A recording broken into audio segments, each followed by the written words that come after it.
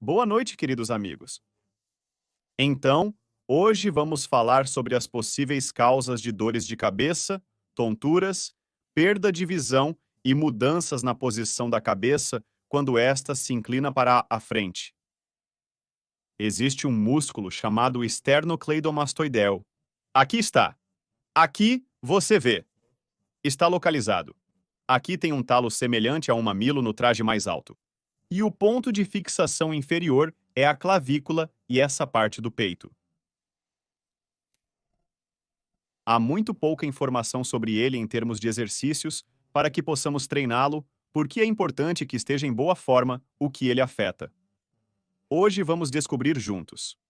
Falamos muito com você sobre os flexores longos do pescoço, que são importantes para não termos problemas com a artéria vertebral, que está localizada aqui, bem entre a primeira vértebra e o osso occipital, penetrando no crânio, e a própria artéria vertebral está aqui, nas projeções transversais, a torção das projeções transversais das vértebras, por onde o canal vertebral passa. Os flexores longos do pescoço são muito importantes para o seu funcionamento normal, formando um grupo de músculos localizado na parte de trás do pescoço. Mas há uma segunda artéria que fornece sangue ao cérebro, que é a artéria carótida comum, dividindo-se na artéria carótida interna e externa. Também temos um dreno para o sangue e a linfa da cabeça. O sangue pode entrar bem na cabeça, mas a saída dele é ruim. E isso tem uma grande influência no estado da artéria carótida, tanto geral quanto interna e externa, em como o sangue vai sair da nossa cabeça. Porque muitas vezes, até na adolescência, são feitas ultrassonografias dos vasos do pescoço e cabeça, e a tal violação, uma violação do fluxo venoso. É de grande importância para que tudo esteja bem com o fluxo e refluxo do sangue, temos este músculo, o músculo esternocleidomastoideu. Sua função principal, usada mais frequentemente na vida, é girar a cabeça. Por exemplo, se quer olhar para a direita, viro a cabeça para a direita. Veja este músculo, ele fica tenso em mim. Tente fazer o movimento, coloque a mão aqui, vire a cabeça, você sentirá uma pequena tensão nele, porque em nossa vida cotidiana, este é praticamente o único movimento em que ele trabalha, recebendo uma pequena carga. A parte que não está ligada ao peito. A parte que se liga ao externo praticamente não recebe carga. Também funciona quando estamos deitados de costas e nos levantamos, esticando-se de ambos os lados. Se virarmos a cabeça neste momento, então de um lado mais, mas com mais frequência. Isso é tudo, não há outros movimentos onde ele trabalha. Por isso, este músculo, com o tempo, torna-se tão fino. Ou seja, se uma pessoa tem um pescoço fino, olhando para ele de frente, e ele parece tão fino, geralmente está associado à fraqueza deste músculo, simplesmente porque ele não está desenvolvido. Ele é fraco, flácido, não muito bom. Ele tem grande importância, em primeiro lugar, para o suprimento de sangue. Ela tem grande importância para ir para a audição, pois está ligada ao osso mastoide, dentro do qual está todo o nosso aparelho auditivo. Se a posição do próprio osso mastoide mudar, isso também se manifestará, em primeiro lugar, na forma de zumbidos, apitos, chiados e vários ruídos. Você pode ouvir sons que não existem, que só você ouve e ninguém mais. Tudo isso também é por causa deste músculo. Bem, existem outras causas também, mas ele certamente estará envolvido nisso. E melhorando sua condição, também é possível eliminar completamente esse ruído. Ele também tem importância no movimento de cima para baixo da articulação da mandíbula. Por causa da mudança na posição da cabeça e da tensão, se for diferente da direita para a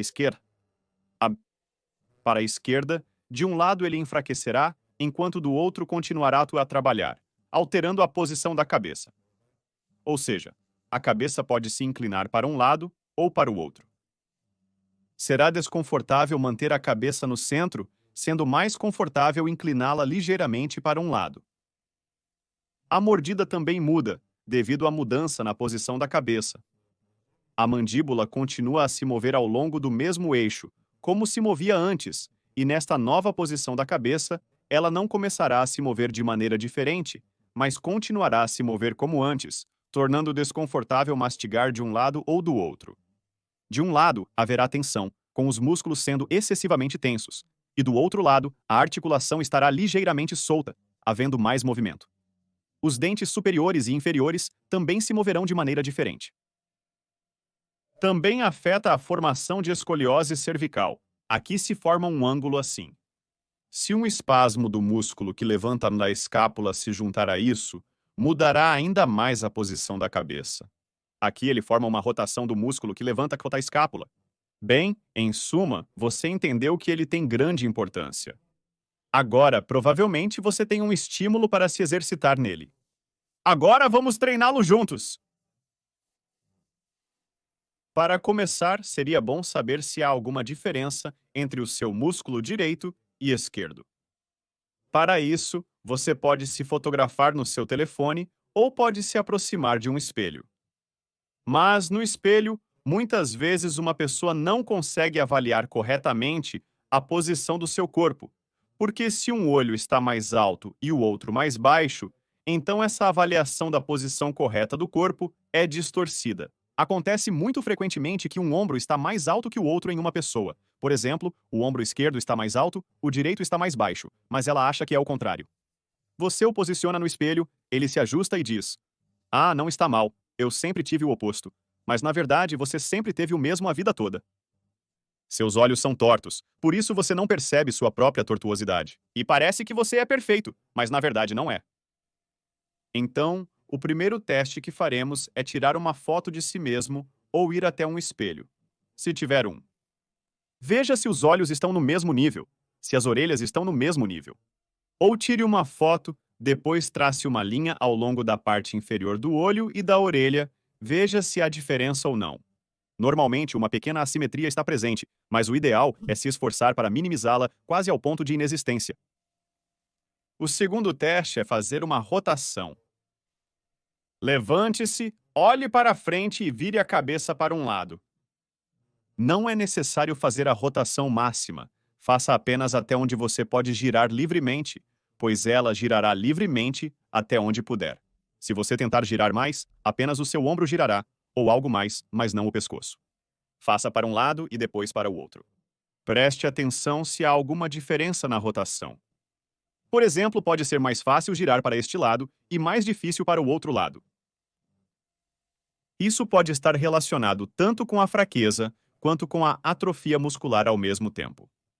Este é o segundo sinal de que já existe algum desequilíbrio entre esses músculos. E o terceiro, apenas olhe para si mesmo. Se você tem um pescoço fino como um ganso, provavelmente ele também é fraco. Mas é claro que o excesso de peso também pode ser um fator.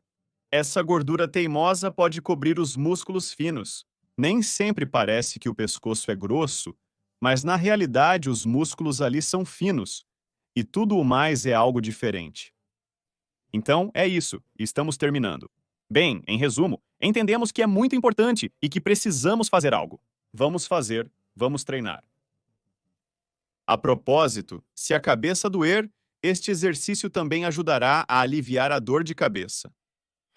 Então, para nos exercitarmos, esses músculos muitas vezes são diferentes do lado direito para o esquerdo, por isso é melhor treiná-los separadamente. Existe um treino onde eles trabalham juntos, ao mesmo tempo testando se esses músculos estão funcionando ou não. Deite-se de costas.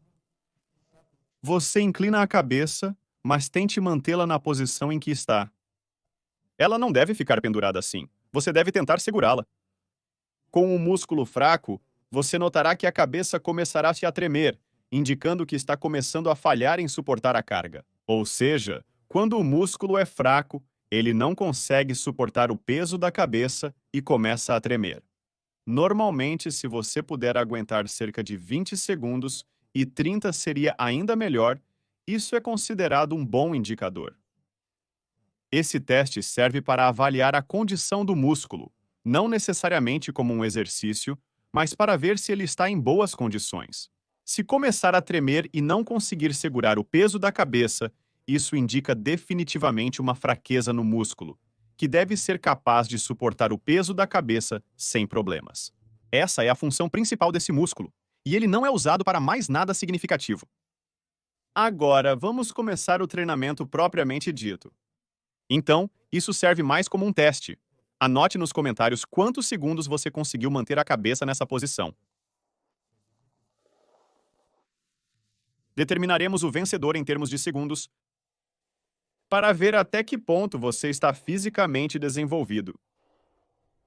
Então, deite-se de lado. Posicione este braço de maneira confortável para que não atrapalhe. E abaixe a cabeça assim, depois levante-a para cá. Ao fazer este movimento, a carga vai para este músculo, mas também se estende a todos os grupos musculares laterais. Um pouco para o trapézio, para o longo extensor do pescoço e para o músculo que levanta uma omoplata. Precisamos isolar este músculo dos demais. Para isso, vire a cabeça para cá. Um pouco acima, num ângulo de 45 graus, direcionando o nariz. Faça o mesmo movimento. Abaixe a cabeça e levante. Abaixe e levante. Aqui é onde você sentirá a máxima tensão do músculo esternocleidomastoideu. No momento em que abaixa a cabeça, olhe para cima. E quando levanta a cabeça, também olhe para cima. Faça este movimento tentando utilizar a amplitude completa, abaixando e levantando o máximo que conseguir.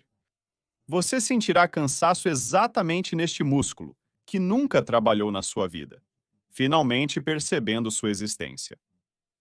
Comece fazendo, mesmo que pareça fácil, não mais do que 10 repetições. Faça de um lado, vire para o outro lado e repita. Depois, a parte mais interessante. Esse músculo receberá sangue, e você poderá notar, ao se olhar no espelho, que seu pescoço ficará um pouco mais grosso. Seu pescoço de ganso se transformará em um pescoço de pato, inicialmente como um pescoço de galinha, e então você pode gradualmente obter um pescoço normal. Esse exercício é muito útil também para quem tem problemas de visão, pois ao treinar esse músculo, você melhora simultaneamente o fluxo sanguíneo para os olhos e para os músculos oculares. Pode ser que seja mais fácil fazer de um lado do que do outro, mas tente fazer a mesma quantidade de vezes para começar. Suponha que você consiga fazer 10 vezes de um lado em uma abordagem e 5 vezes do outro lado, até se cansar. Tente organizar seu treino de forma que, por exemplo, se você fizer 3 séries do lado direito, faça também 3 séries do lado esquerdo. Você pode distribuir as repetições para completar 30 no total, seja fazendo 30 de uma vez, 15 em 2 séries ou 10 em 3 séries. Use a aritmética e calculadoras se necessário para entender quantas repetições você precisa fazer para igualar a quantidade de cada lado.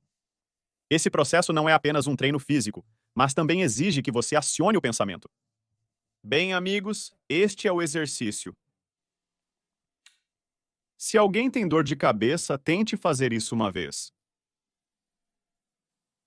Isso pode ajudar a passar a dor, trazendo alívio.